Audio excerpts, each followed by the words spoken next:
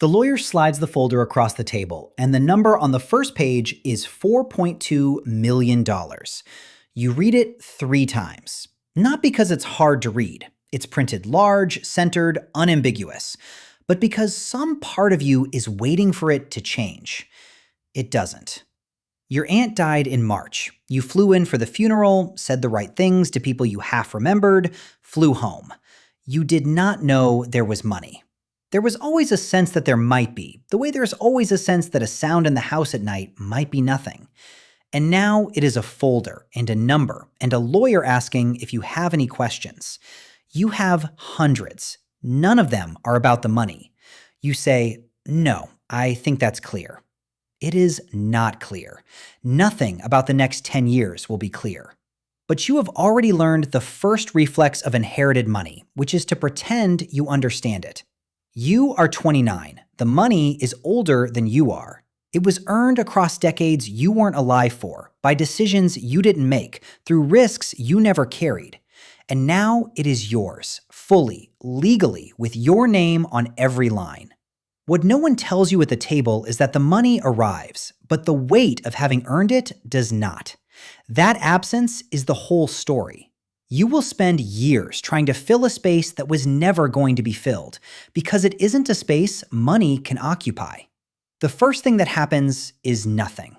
The wire clears on a Thursday. You check the balance on your phone in a parking lot, and the number is just there, sitting in an account that 2 weeks ago held $6,400. You expected to feel different. You feel like a person standing in a parking lot holding a phone. The disconnection is so complete, it's almost funny. You earned $6,400 over 4 months of work, and you can feel every dollar of it. You did not earn $4.2 million, and you can feel none of it. The brain calibrates value to effort, and when the effort is 0, the value refuses to register. This is the first cruelty of the windfall. It does not feel like wealth. It feels like a clerical error that hasn't been caught yet. So you don't tell anyone, not your roommate, not your closest friend, not the person you've been seeing for 8 months. You tell yourself it's because you're being careful, and that's partly true, but the deeper reason is that you don't believe it's real enough to defend, and you're afraid that saying it out loud will summon someone to take it back. You keep going to work. You keep splitting the rent. You order the cheaper thing at dinner out of a habit your bank account no longer requires. For 3 weeks, you are a millionaire who is anxious about a $14 parking ticket. The math says one thing. The nervous system says another. The nervous system has not received the memo and will not receive it for a long time. Then the money starts to ask questions you don't know how to answer. It's sitting in a checking account earning nothing, losing value to inflation by the day, and some buried instinct tells you this is irresponsible. You don't know what a wealth manager does, but you know you're supposed to have one. You meet with 3. They are warm in a practiced way. They use words like allocation and tax advantaged and your goals. And you realize you have never once been asked about your goals in a context where the answer cost money. The first one wants 1.25% a year to manage it, $52,500 annually, more than half your old salary, to do something you suspect you could learn to do yourself. The second one shows you a slide where your $4.2 million becomes $11 million in 20 years if you do nothing but stay invested. You stare at that slide longer than you stare at anything else. $11 million for the work of not panicking. You don't sign with any of them yet. You go home and you read, the way you've always handled things you're afraid of. You learn the shape of it slowly. You learn that $4.2 million invested in boring index funds at a 4% safe withdrawal rate produces $168,000 a year, indefinitely, without ever touching the principal. You learn that this is more than you have ever earned, and more than you know how to spend.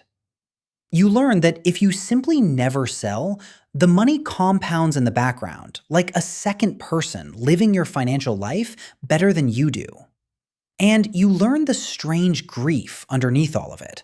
The realization that the central problem of your 20s, the not having, has been solved by someone else's death, and you didn't solve anything.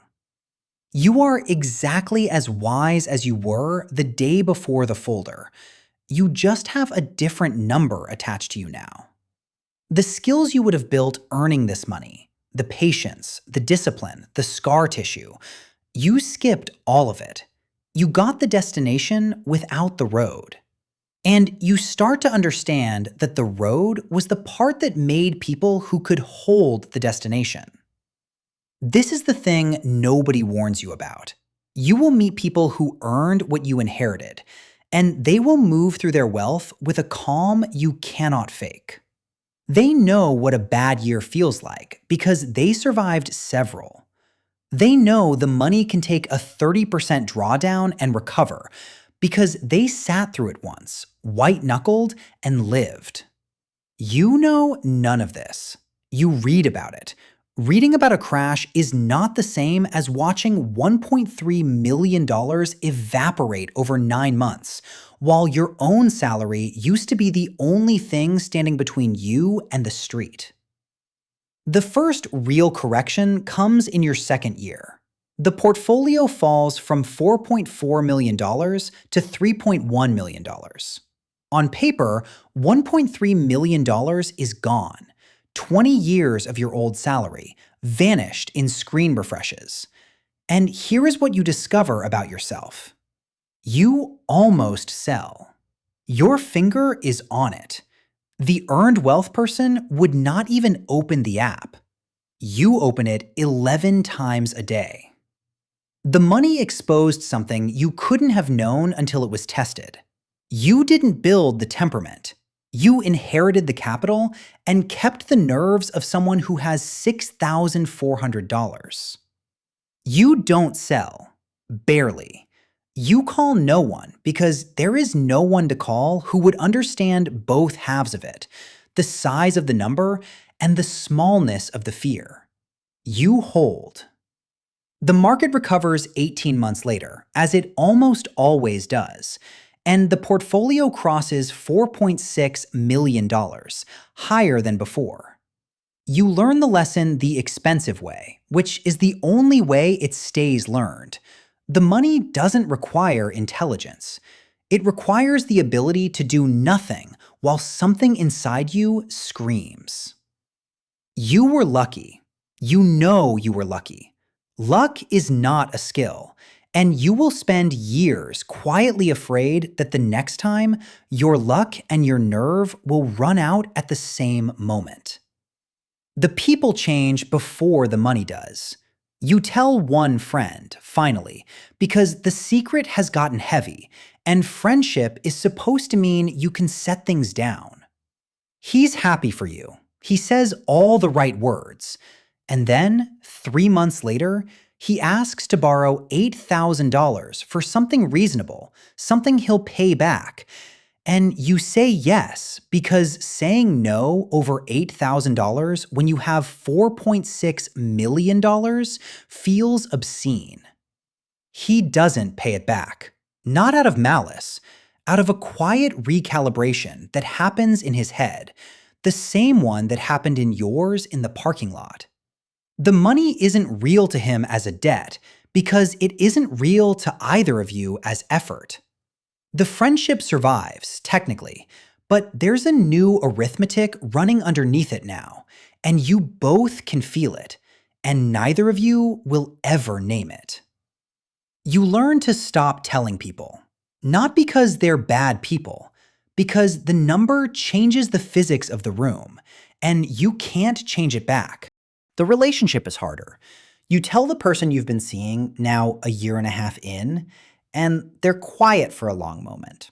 And then they say the most honest thing anyone says to you in this entire decade. I don't know what this means for us. Neither do you, because money you earned is a fact about what you did.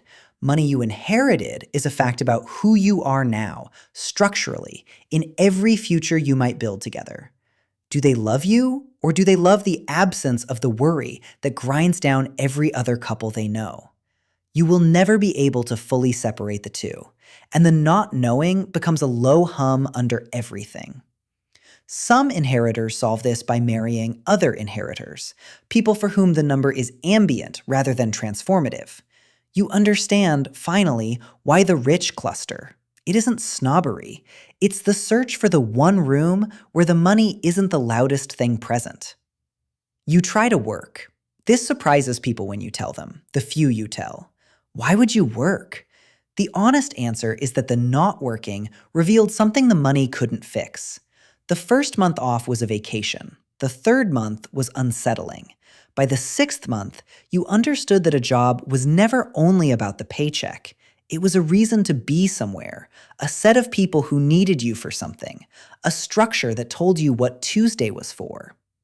The money bought your way out of the structure and left you standing in a field with no fences and no map, which sounds like freedom until you've lived in it.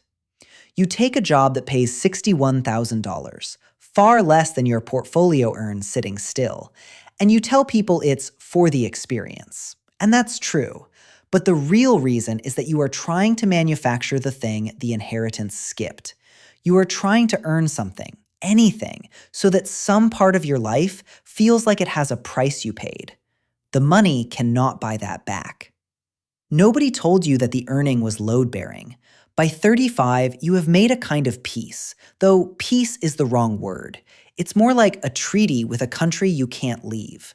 The portfolio is $5.8 million now, having grown by more than $2 million while you weren't looking, dwarfing every dollar you've ever earned through labor, making the $61,000 job look like a hobby on the balance sheet, which, in the cold math, it is. You have learned to give some of it away, deliberately, because giving is the one transaction where the money does something you can feel. You watched a friend's mother get a surgery the system would have rationed, and for once, the number translated into a thing you could touch.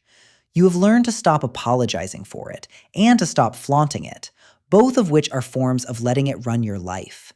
You have learned that the inheritance solved exactly one problem, the financial one, and that you spent years believing it was the only problem, and that this belief was the most expensive thing your old, broke self ever owned. You think about your aunt now in a way you didn't at the funeral. She earned this. She made the decisions, carried the risk, sat through the crashes you only read about, said no to 1,000 things so the number could exist. The road that made her capable of holding it, you got the end of that road as a gift and skipped every mile of it. You will never know if you could have built this yourself, and that uncertainty is the permanent tenant in the back of the house. The money answered a question you'd been asking your whole life. It just turned out not to be the question that mattered. The number sits in the account, growing, patient, indifferent. It was never going to make you into the person who earned it. That person had to be built, mile by mile, and the inheritance was the one thing in your life that let you skip the building, which is to say, it was the one thing that took the building away. Somewhere, a folder is sliding across a table toward someone who is 29 and has no idea. The number is large. The lawyer is asking if they have any questions. They will say no. They will spend the next 10 years discovering all the questions they should have asked, none of which the money can answer, all of which the money will outlive.